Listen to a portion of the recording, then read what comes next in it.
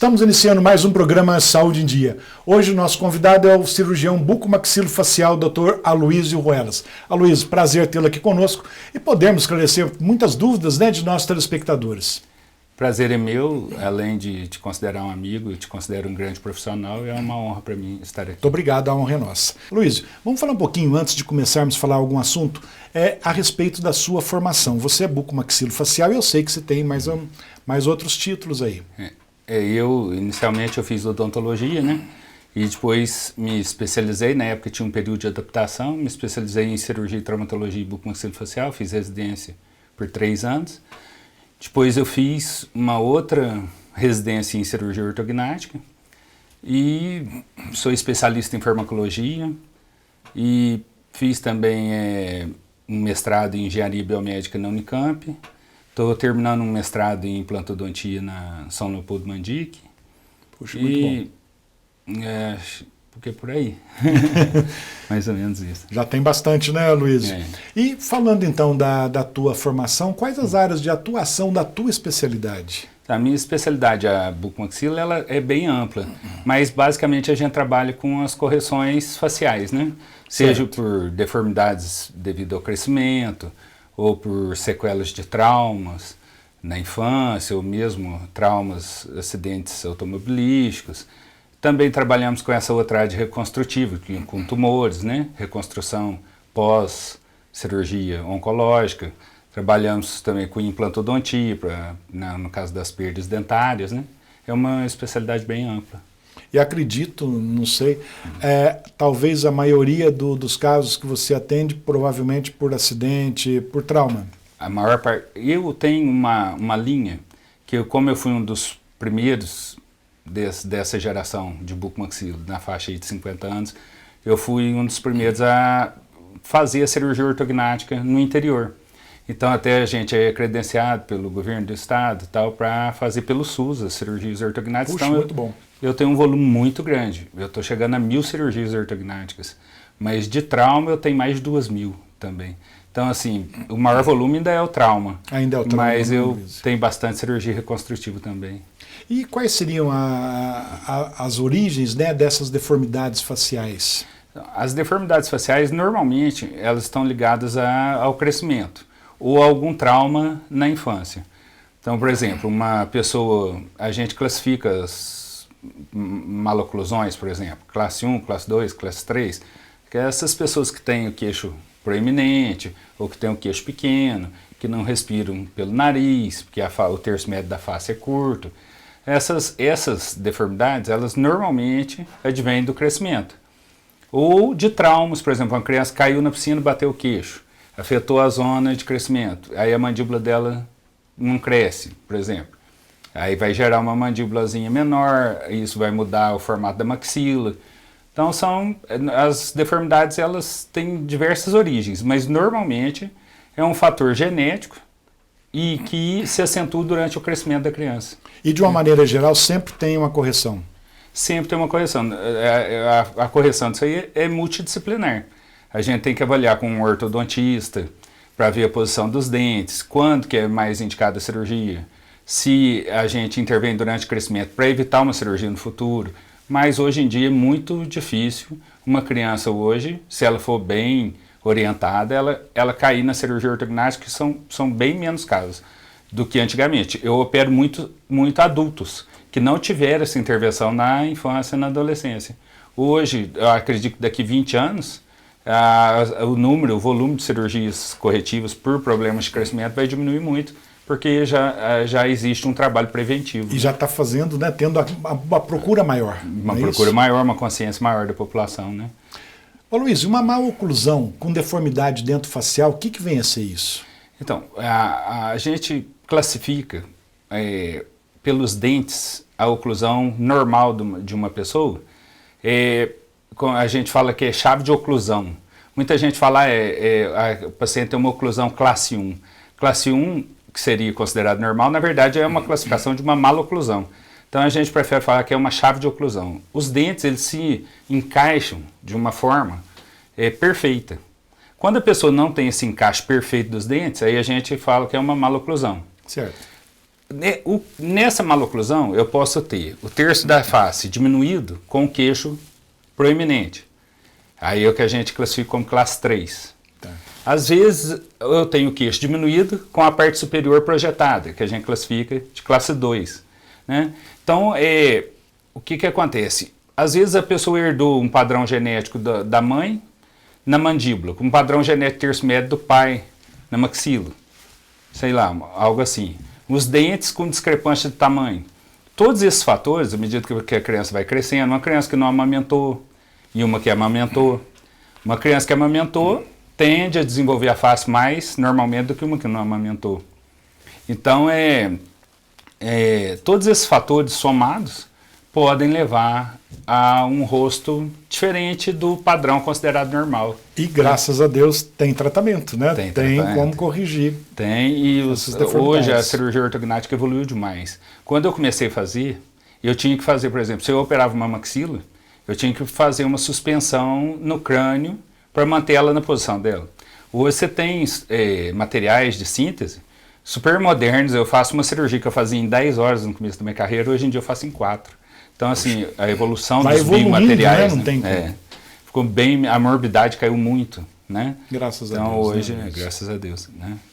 Doutor, nós vamos fazer um breve intervalo, já voltamos com o programa Saúde em Dia.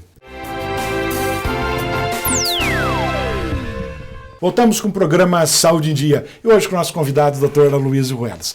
Aloysio, vamos falar um pouquinho, né, de uma maneira geral, como que seria ou como é o tratamento de uma deformidade dentofacial? Bom, o primeiro passo seria o diagnóstico correto. Né? É muito comum hoje, infelizmente, eu acredito que 50% das pessoas que me procuram no consultório são pacientes que têm a deformidade por erro de diagnóstico e erro de intervenção ao longo da fase da infância e adolescência. Porque um paciente, se você pegar um paciente com 5, 6 anos, por exemplo, você sabe que ele chupou dedo.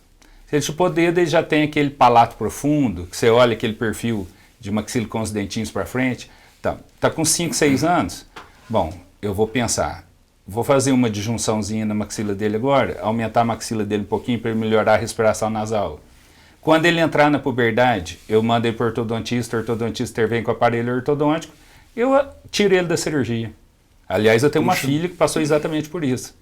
Agora, o que acontece? Às vezes, o mau diagnóstico é muito importante que as pessoas, quando procuram profissionais, principalmente ortodontistas, que são esses dentistas que põem aparelho, eles são os primeiros a identificar os problemas faciais que vão cair numa cirurgia futura.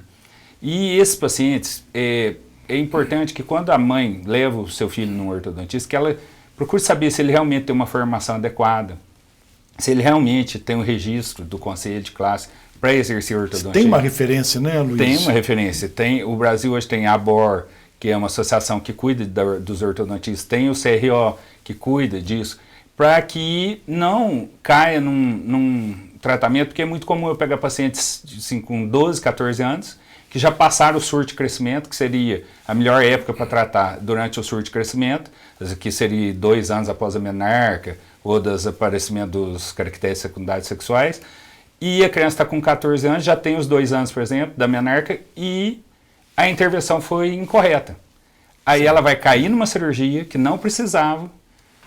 Então, aí é uma iatrogenia quase. Falta de um diagnóstico, falta de um diagnóstico correto. Acho que o maior problema das deformidades faciais é um diagnóstico correto e a condução ao longo do crescimento da criança para que, se ela cair numa cirurgia, que a cirurgia seja mais branda.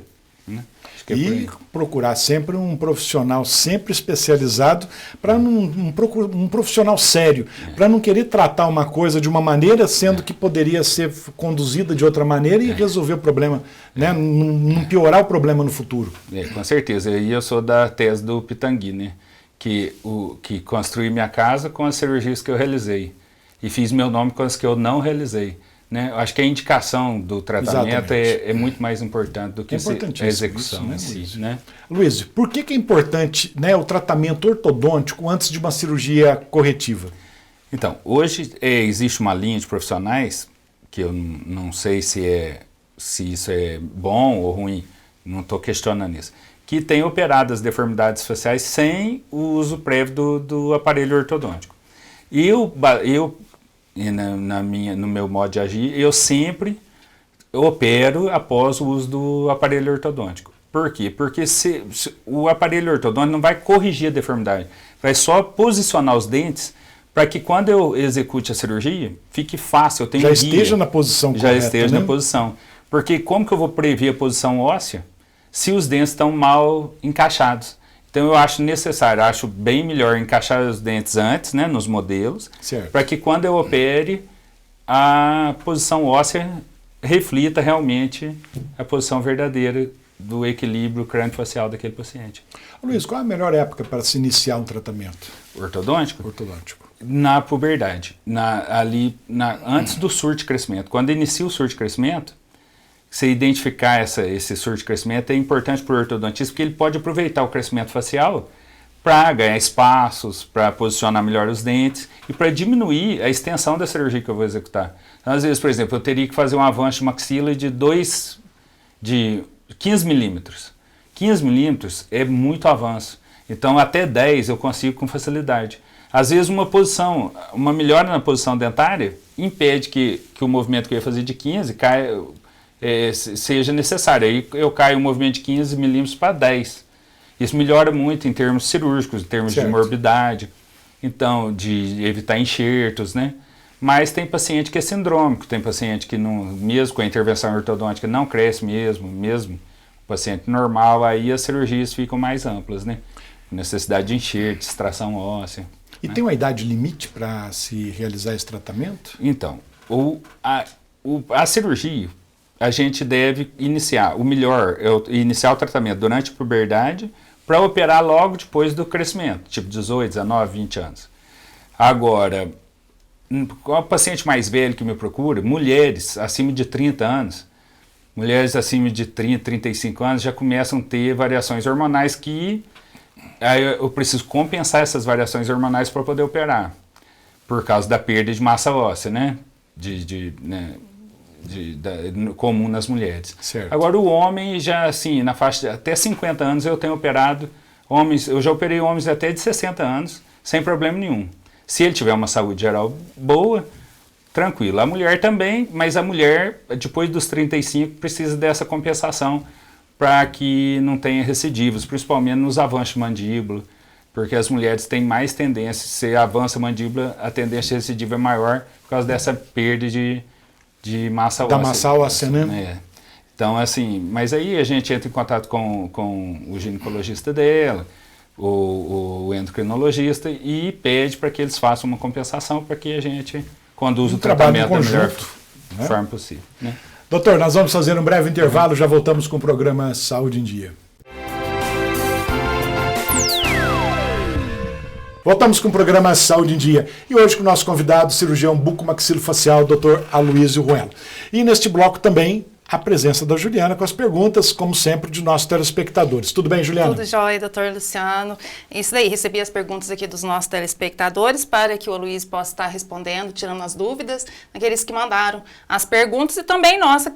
Claro, a gente sempre tem alguma dúvida com relação, né? Estamos sempre aprendendo, né, Com Juliana? certeza, doutor. Gostaria de lembrar aos nossos telespectadores que mande suas dúvidas, sugestões de perguntas para o nosso e-mail, drluciano@programasaudeendia.com.br. Curta a nossa página no Facebook e no Instagram, Programa Saúde em Dia, e mande também através do WhatsApp do Dr. Luciano alguma dúvida, alguma sugestão de pergunta ou até mesmo algum tema para que possa ser abordado no nosso programa. Através do telefone 35 991 42 24 21. Lembrando que todos que enviarem suas dúvidas, suas perguntas, será mantido em sigilo por questões éticas, certo, doutor? Exatamente, né, Juliana? Doutora Luiz, vamos falar um pouquinho mais, né, antes de chegar às perguntas dos telespectadores. Fala um pouquinho, quais os problemas mais associados ao trauma facial? Bom, as sequelas de trauma normalmente são, se o trauma foi na infância, normalmente estão relacionados ao crescimento, a partir dali, né? Ou, às vezes, um trauma mais severo, a gente tem perda óssea que leva a uma mutilação, digamos assim, da face do paciente. Certo. Recentemente eu fiz uma cirurgia onde a gente tirou a fíbula do paciente, ligou a artéria fibular na artéria facial para poder fazer um enxerto grande da mandíbula porque ele sofreu uma lesão por arma de fogo. Puxa. Né? Então, assim, aí tem uma perda óssea grande, a gente acaba tendo que inventar uma nova face para o paciente. Mas, normalmente, os traumas, quando eles geram uma mudança facial, normalmente são os traumas da infância e da adolescência que levam a um crescimento errôneo, né? Um crescimento diferente e acaba gerando, então, uma desarmonia na face do paciente. Né? Ô Luiz, e no caso de perdas dentárias, como faz a correção? Como corrigi-las? Então, é muito comum o paciente que sofreu trauma, por exemplo, uma criança de 14 anos, que é o caso recente também que eu peguei, um trauma severo de face porque estava de bicicleta, né? Hoje, com esse negócio do cinto de segurança, do airbag, quando eu comecei a profissão, eu operava muita gente vítima de acidente automobilístico. Hoje, eu pego mais moto, bicicleta, skate, patins, né? E que não tem proteção. Não tem, né? E as pessoas meio que não tomam muito cuidado com bicicleta, com moto e acabam tendo assim, traumas severos na face. E esses traumas severos, eles às vezes acompanham aí distúrbios da articulação temporomandibular, acompanha perda dentária. Então a gente resolve como? Enxertos, em segundo tempo. No primeiro tempo a gente corrige o grave, né?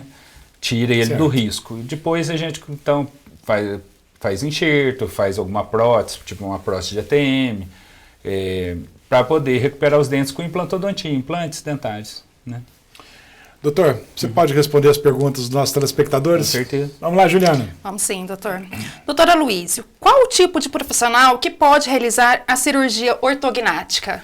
Bom, o Brasil, na legislação nossa atual, o cirurgião e traumatologista bucomaxilofacial, o cirurgião plástico, o otorrino. Basicamente esses três profissionais. Tem também o cirurgião crânio maxilofacial hoje, né? Mas basicamente esses três profissionais. Mas hoje, assim, teve uma época que os plásticos e os otorrinos foram muito para esse lado da cirurgia ortognática. Hoje, a cirurgia ortognática está bem mais na mão dos cirurgiões bucomaxilo pelo fato de conhecer a oclusão dentária, né? Pelo fato de conhecer a odontologia. Está relacionado, né? Está muito relacionado. Mas a gente não exclui esse trabalho em equipe. Porque às vezes eu vou fazer uma cirurgia ortognática, mas eu tenho uma deformidade do nariz.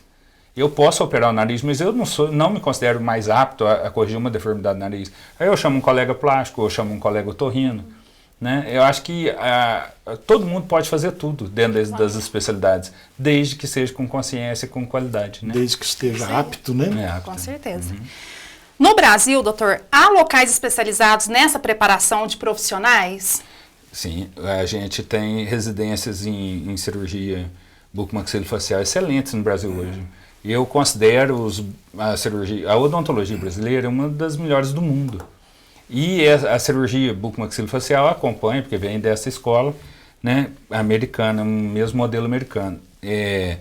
Eu acho, por exemplo, Bauru é um centro de excelência, reconhecido mundialmente na formação de bucomaxilo. Piracicaba, Unesp, Unicamp. Né? O Brasil hoje está muito bem servido assim, em termos de residência. Eu tenho muito medo do que está acontecendo no país com relação à formação profissional. Eu recebo muitos residentes, tem residentes que me acompanham, eu dou aula em São Paulo, tem alunos que vêm, acompanham as minhas cirurgias e tudo, alunos excelentes. Mas eu tenho muito medo desses cursos que vendem diploma, que tem muito hoje no Brasil, né? Infelizmente ainda existe isso. Existe, né? Então, mas perguntar para o profissional onde você se formou, qual que é a tua formação, quantas cirurgias dessas você fez, né? Porque o bom profissional não é o que sabe tudo, é o que tem uma boa equipe, né? Com certeza. Exatamente. Os pacientes que chegam para fazer cirurgia, vêm por indicação de outros profissionais ou por conta própria, doutor? Tem os dois lados. Eu tenho aquele paciente que vem indicado pelo ortodontista, ou pelo colega plástico, ou pelo otorrino. E tem também aquele paciente que já tratou de tudo quanto é jeito, já complicou e vem me procurar no desespero. Tem as duas situações. Doutora Luísio, qual o perfil dos pacientes que procuram pela cirurgia? A cirurgia está ao alcance de todos? Então, o perfil, assim, o paciente que mais me procura é o paciente que tem uma deformidade severa, que incomoda, seja em termos de função, para mastigar, para respirar, ou porque, tipo, assim, é muito comum uma moça chegar no meu consultório e falar, qual que é a tua queixa principal? Sempre você pergunta a queixa principal. Eu nunca beijei na boca, porque os moços não me acham bonita, porque eu tenho queixo muito grande, ou porque os meus dentes são muito feios. Então, esse tipo de paciente, essa é a queixa comum, quando tem uma alteração facial muito severa, ou quando, em termos de função, o PC limita a vida do paciente, ele não consegue dormir bem, tem a apneia obstrutiva do sono, que é muito relacionada às deformidades faciais, normalmente esse perfil de paciente.